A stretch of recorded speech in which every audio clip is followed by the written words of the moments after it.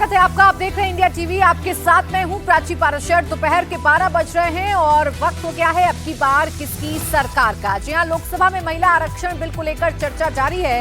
इस बीच पंजाब से एक बड़ी खबर आ रही है। पंजाब में आम आदमी पार्टी सरकार में मंत्री संजीव अरोड़ा के ठिकानों पर ईडी ने रेड की है।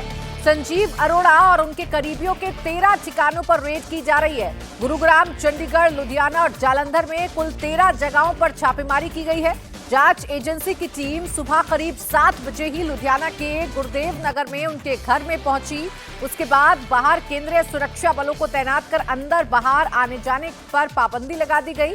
जिस वक्त रेड हुई मंत्री घर पर नहीं थे। लुधियाना के अलावा जालंधर में भी रियल एस्टेट कारोबारी हेमंत सूद और चंद्रशेखर अग्रवाल के ठिकानों पर भी रेड की जा रही है। दोनों कारोबारी संजीव अरोड़ा के करीबी माने जाते हैं और बिजनेस पार्टनर भी हैं। ईडी के मुताबिक संजीव अरोड़ा की company Hampton sky realty limited पर जमीन उपयोग में गड़बड़ी, शेयर बाजार में हेराफेरी, हवाला और दुबई से पैसा भारत लाने जैसे आरोप हैं। कंपनी के एमडी उनके बेटे के ठिकाने भी जांच के दायरे में हैं। जांच एजेंसी का दावा है कि अवैध सट्टेबाजी और हवाला से जुड़े पैसों को रियल एस्टेट में लगाया गया। फिलहाल ईडी दस्तावेज और बैंक रिकॉर्ड खंगाल रही है। अभी किसी भी गिरफ्तारी की पुष्टि नहीं हुई है। पिछले 3 दिनों में ईडी की आप नेताओं पर यह दूसरी रेड है। इससे पहले 15 अप्रैल को राज्यसभा में आपके डिप्टी लीडर अशोक मित्तल के घर और उनके लवली ग्रुप से जुड़े ठिकानों पर ईडी की रेड हुई थी। अब पंजाब के मंत्री के ठिकानों पर ईडी छापेमारी कर रही है।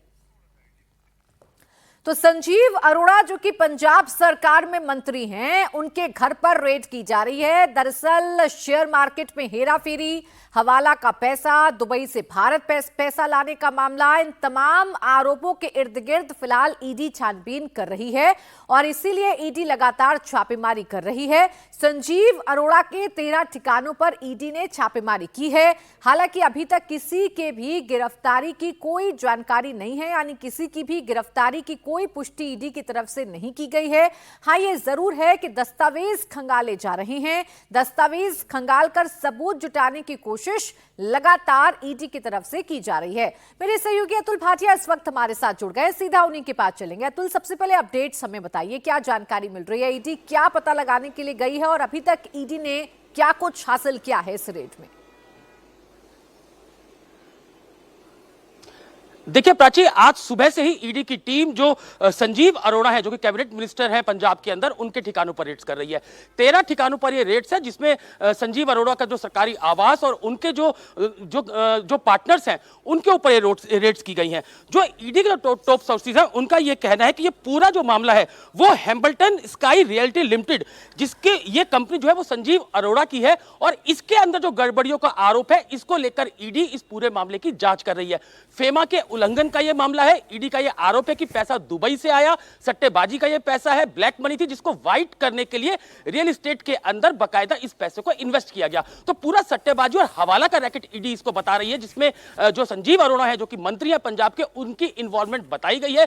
यही कारण है कि कुल 13 ठिकानों पर यह रेड्स की जा रही है। यहां पर सबसे इंपॉर्टेंट यह कि जो इनके पार्टनर्स हैं, चाहे वो हेमंत सूद हो या फिर चंद्रशेखर अग्रवाल, इनके ठिकानों पर भी ये रेड्स की गई और इसके अलावा इस कंपनी के एमडी और उनके बेटे के ठिकाने पर भी ये रेड्स की जा रही है। तो पूरा ईडी सुबह से इस पूरे मामले के अंदर एक्शन में है, क्योंकि ईडी का यह दावा है कि लगातार इस तरीके की शिकायतें थी कि जो कंपनी है संजीव अरोड़ा की, उसके अंदर पैसा हवाला का आया, उसके पास हवाला का पैसा आया, काला धन है, उसको रियल एस्टेट के अंदर लगा के व्हाइट करने की आरोप जो है वो काले धन हवाले के पैसे को लेकर ईडी एक्शन में है, ईडी छापेमारी कर रही है अतुल, लेकिन इस पर सियासत भी होना लाजमी है। शुक्रिया आपका तमाम जानकारी के लिए, क्योंकि ईडी कार्रवाई करने के लिए पहुंची है और नेता विपक्ष के हैं, यानी कि पंजाब सरकार में मंत्री हैं, आम आदमी पार्टी के नेता हैं। जाहिर बात है इस पर विपक्षी अब सरकार पर आरोप लगाएंगे, केंद्र सरकार पर आरोप लगाएंगे। ईडी के एक्शन पर पंजाब के सीएम भगवंत मान ने केंद्र सरकार पर हमला किया है। मान ने कहा कि बीजेपी का चुनावी खेल शुरू हो चुका है। उन्होंने इन छापों को 2027 के पंजाब विधानसभा चुनावों की तैयारी बताया। उन्होंने आरोप लगाया कि बीजेपी के पास पंजाब की 117 सीटों पर चुनाव लड़ने के लिए उम्मीदवार नहीं मिल रहे, इसीलिए वह ईडी, सीबीआई और इनकम टैक्स का सहारा लेकर विपक्ष को डराने धमकाने की राजनीति कर रही है। आज संजीव अरोड़ा जी के घर पे इस समय ईडी की रेड चल रही है।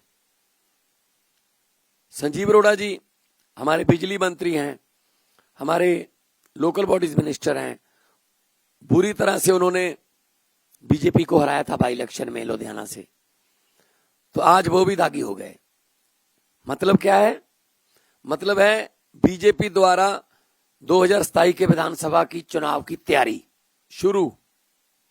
ईडी भेजो, इनकम टैक्स भेजो, नोटिस भेजो, डराओ, क्योंकि इनको तो 117 बंदे नहीं मिल रहे। इलेक्शन में इलेक्शन लड़ने के लिए 117 बंदे नहीं मिल रहे बीजेपी को, तो वो कह रही है ईडी भेज के डराओ, जा तो तुम लड़ो ना, जा हमारे वॉशिंग मशीन में से निकलो। तो बहुत ही खतरनाक रुझान है, लोकतंत्र की हत्या हो रही। तो ईडी की कार्रवाई को लेकर तमाम सवाल विपक्ष उठा रहा है, तो महिला आरक्षण बिल को लेकर भी लगातार सदन के अंदर चर्चा चल रही है। शाम 4 बजे इस पर वोटिंग होनी है। इससे पहले जेडीयू नेता लल्लन सिंह बोल रहे हैं, सीधा आपको लिए चलते। मैं इस प्रधानमंत्री, आदरणीय प्रधानमंत्री जी के इस ऐतिहासिक पहल जो ये 3 विधेयक ला के उन्होंने सदन में किया है, मैं उसके समर्थन में खड़ा हूं और मैं उसका पूर्णतः समर्थन करता हूं। महोदय, आदरणीय प्रधानमंत्री नरेंद्र मोदी जी का शुरू से, प्रारंभ से, माननीय सदस्य सभी अपने अपने स्थान पर बैठ जाइए प्लीज। माननीय सदस्यगण प्लीज अपने अपने स्थान पर बैठ जाइए प्लीज। माननीय सदस्य इस तरफ भी प्लीज। माननीय महोदय, कंटिन्यू। महोदया, प्रधानमंत्री जी का शुरू से, प्रारंभ से एक विजन रहा है, और वो विजन रहा है सबका साथ, सबका विकास, सबका विश्वास और सबका प्रयास। आज जो ये 3 विधेयक, संविधान संशोधन विधेयक और 2 विधेयक जो सदन में लाए गए हैं, वो उसी दृष्टिकोण को ध्यान में रख के लाया गया है। महोदया, 50% महिलाओं की आबादी है, और अगर 50% आबादी के प्रति न्याय नहीं करेंगे प्रधानमंत्री जी, तो उनका ये विजन पूर्ण नहीं होगा। और इसको ध्यान में रखते हुए आज आदरणीय प्रधानमंत्री मोदी जी ने यह लाया है। आज इसलिए लाया है उन्होंने कि जो कानून बनाने में आज पंचायतों में है, पंचायतों में 33% आरक्षण था, कई राज्यों ने 50% आरक्षण किया, मैं उस पर बाद में आऊंगा। लेकिन प्रधानमंत्री जी ने भी कल कहा, और सारे गांव में इस बात की चर्चा है कि मैं पंचायतों में तो वर्षों से शासन चला रही हूं। इस देश का कानून बनाने में, राज्य के कानून बनाने में मेरी भागीदारी कब होगी? और इसको ध्यान में रखते हुए प्रधानमंत्री जी ने उन 50% महिलाओं के प्रति न्याय किया है, और न्याय करके यह बिल लाने का काम उन्होंने किया। आज आवश्यकता इस बात की है कि उनको कानून बनाने में सहभागिता उनकी सुनिश्चित होनी चाहिए। महोदया, प्रधानमंत्री जी ने संसदीय लोकतंत्र के इतिहास में 2 ऐतिहासिक कदम उठाए। पहला ऐतिहासिक कदम उठाया उन्होंने 2023 में। 2023 में जब उन्होंने नारी शक्ति वंदन अधिनियम लाया, तो सबसे पहले उन्होंने अपनी मनसा इस देश के मातृत्व शक्ति के प्रति स्पष्ट कर दी कि मेरी मनसा है कि आप संसद में और विधानसभा में भी आपकी 33% भागीदारी सुनिश्चित हो। ये उन्होंने लागू करने का काम किया। तो दूसरा पहल, संसदीय लोकतंत्र के इतिहास में दूसरा पहल आज का पहल है, जो प्रधानमंत्री नरेंद्र मोदी जी ने उसको सरजमीन पर उतारने के लिए, उसको सच्चाई में परिवर्तित करने के लिए यह संविधान संशोधन विधेयक लाने का काम किया है। उनका प्रयास है, यह उनकी सोच है यह कि 2029 में जो लोकसभा का चुनाव हो, उसमें 33% महिलाएं इस सदन के सदस्य बने। और आप कल्पना कर सकती हैं महोदया आप कल्पना कर सकती हैं कि 19वीं लोकसभा का परिदृश्य क्या होगा जब पूरी दुनिया देखेगी कि भारत के संसद में 33% महिलाएं आके बैठी हैं और वो उसकी भागीदार हैं। सरकार के कामकाज में वो भागीदार हैं, सरकार में उनकी सहभागिता है। यह काम ऐतिहासिक करने का काम उन्होंने किया और इसलिए और इसी को ध्यान में रख के उन्होंने परिसीमन आयोग बनाने के लिए भी अधिनियम लाया। अब परिसीमन आयोग का क्या काम है? परिसीमन आयोग का काम है कि देश की आबादी के आधार पर विधानसभाओं में 50% सीट बढ़ा दी जाए। 50% अगर सीट बढ़ जाएगी तो स्वाभाविक तौर पर लोकसभा में भी सीटें बढ़ जाएगी और उसमें 33% महिलाओं को आरक्षण मिलेगा। इसमें कौन सा गुनाह है? इसमें कौन सी है? 2011 का सेंसस हो या 2023 का सेंसस हो, 26 का सेंसस हो, इसमें क्या अंतर पड़ना है? महिलाएं तो महिलाएं, महिला एक समाज है और वो महिलाएं चाहे जिस वर्ग की महिला हो, महिला है और महिलाओं के साथ न्याय में ये आनाकानी और जो रास्ता खोजने का काम किया जा रहा है, महिला विरोधी होने के लिए जो रास्ता खोजने का काम किया जा रहा है, उसका इस देश की महिलाएं उसका समर्थन कभी नहीं करेंगी। इस देश की महिलाएं, कल प्रधानमंत्री जी ने भी सचेत किया है, आपको बता देंगे, अभी ठहर जाइए थोड़ी है ना, अभी अखिलेश जी को बताते हैं।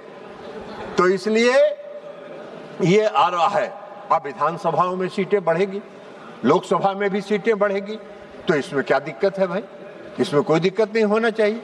लेकिन मैं कल देख रहा था, मैं कल सुन रहा था कि माननीय सदस्य प्रियंका जी अभी किरण रिजिजू जी चले गए, नहीं तो और मेघवाल साहब हैं, किरण रिजिजू जी जा रहे हैं, हम उन्हीं को एक कोट करके उनको वो साबित करना चाहते हैं। उन्होंने कल भाषण दिया, उनका भाषण हम बहुत ध्यान से सुन रहे थे। उन्होंने 3-4 बातों का उल्लेख किया। पहली बात उन्होंने कहा कि जल्दीबाजी में क्यों लाई गई। 50% महिलाओं को आरक्षण देना जल्दीबाजी का कदम नहीं हो सकता है। 50% उनकी आबादी है और 50% उनकी आबादी है तो और उनको कानून में और संसद में, विधानसभाओं में बैठने का हक देने का अगर कोई कानून लाया है प्रधानमंत्री जी ने, तो वो जल्दीबाजी का कानून नहीं है। 2023 में यह नारी शक्ति वंदन अधिनियम पास हुआ और आज 2026 है, 3 साल के बाद उसकी पूरी तैयारी करके और पूरे सोच समझकर यह बात कही गई है। उन्होंने क्या कहा? उन्होंने आगे कहा कांग्रेस पार्टी कभी नहीं होने देगी। अरे हम सबको मालूम है, इस पूरे देश को मालूम है कि किसी भी परिवर्तन को, किसी भी सामाजिक परिवर्तन को आप नहीं लागू होने देना चाहते हैं। आपकी मंशा बहुत साफ है, इसलिए आपने ये बात कही।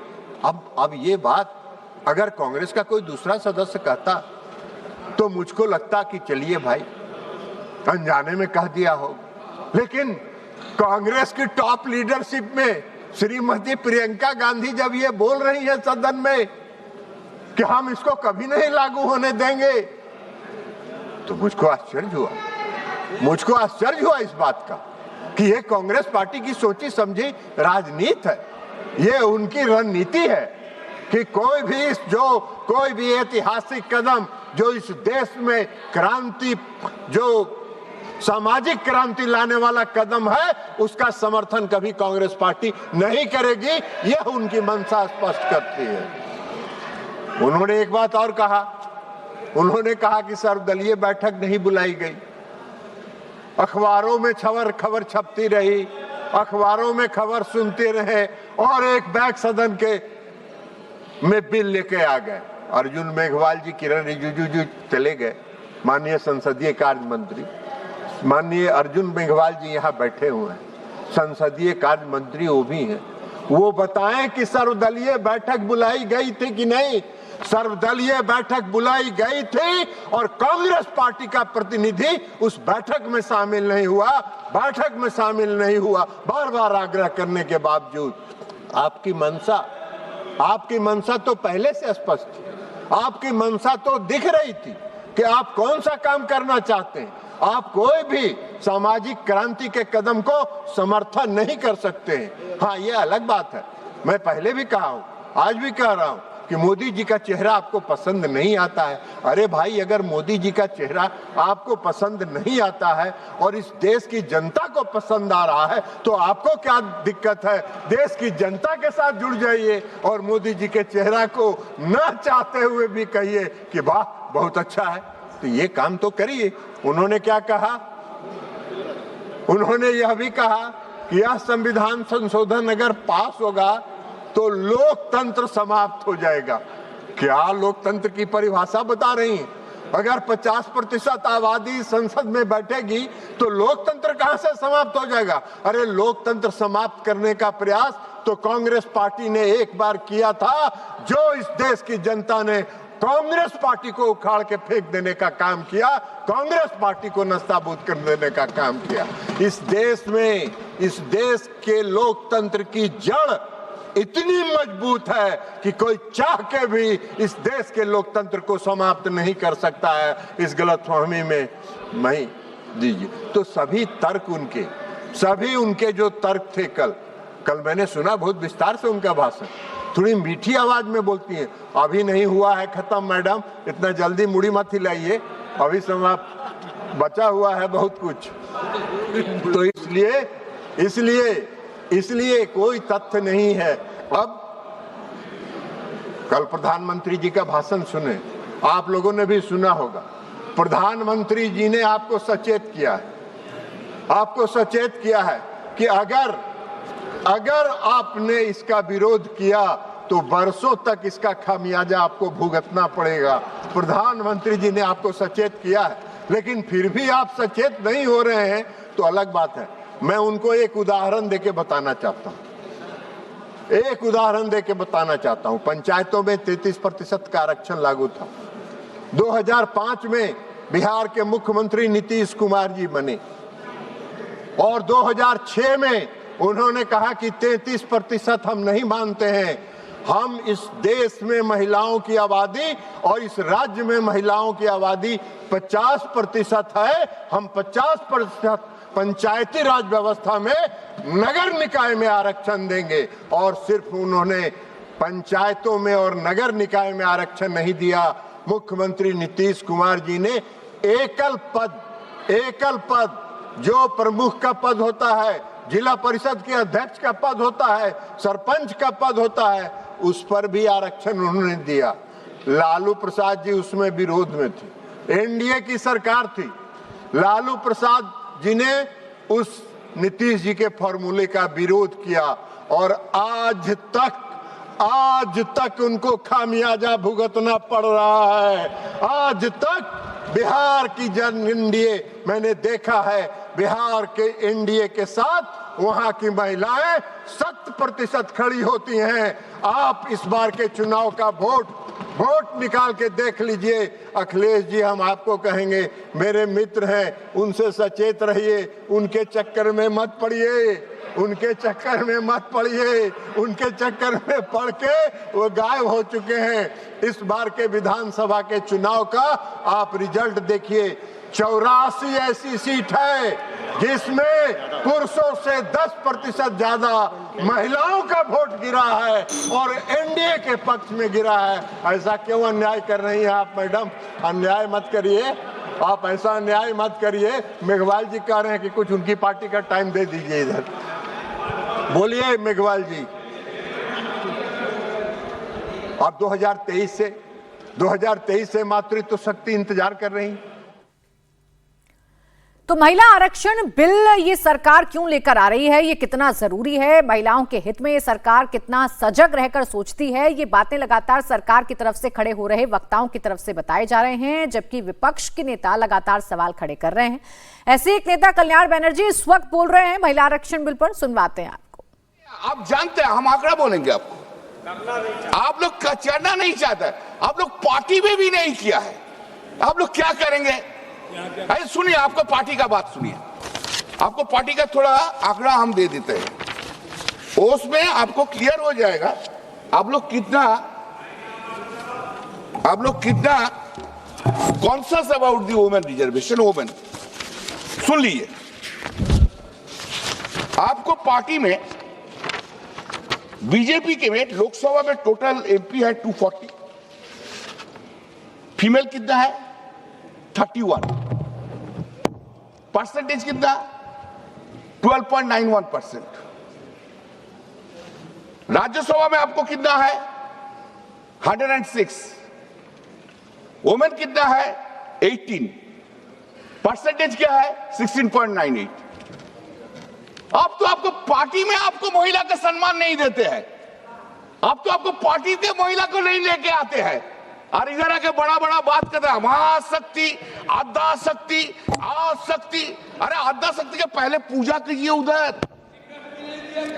हाँ, और टीएमसी एआईटीसी सुनेंगे, सुन लीजिए एआईटीसी लोकसभा में 29, female is 11, percentage is 39.28%. Not a single party in India has given it.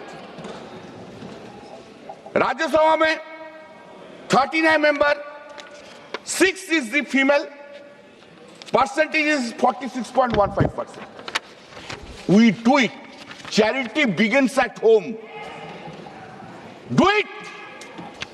इतना आद्या शक्ति का क्षमता है तो 2027 में 27 में उत्तर प्रदेश में 50% कैंडिडेट करिए वुमेन को, तब ना देखेंगे। Madam, I was reading and I was really surprise.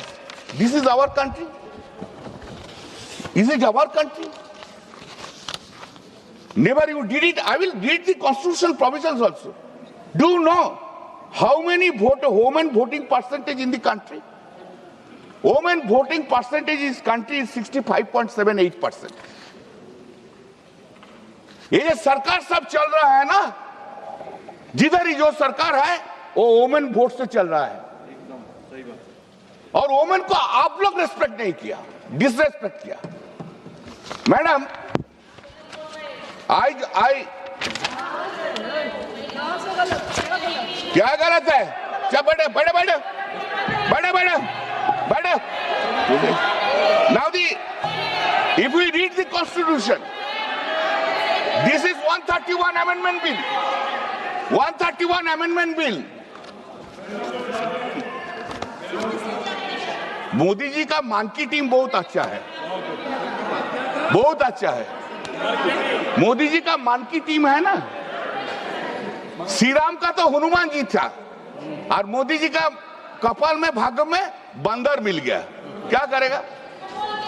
Sir, madam, see we have protested on that day in 2023. Why? Ma'am, objection, ma'am. Why? Whom are you calling monkey, please? No, that is you analyze. You analyze.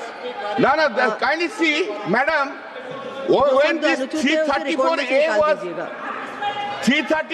was brought, when 334A was brought, then kindly see, this has been made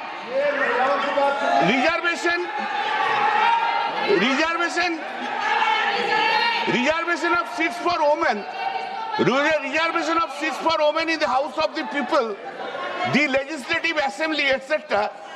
That shall come into effect after an exercise of delimitation is undertaken for the purpose after the relevant figures. Why you have done it that time? Why you have said after the delimitation will come? Why you didn't make this reservation policy will be implemented immediately? We have said so. You have not done it. You have made the point after the delimitation. Unfortunate part is 334A, this amendment was brought in 2023 and it has been implemented yesterday in the midnight.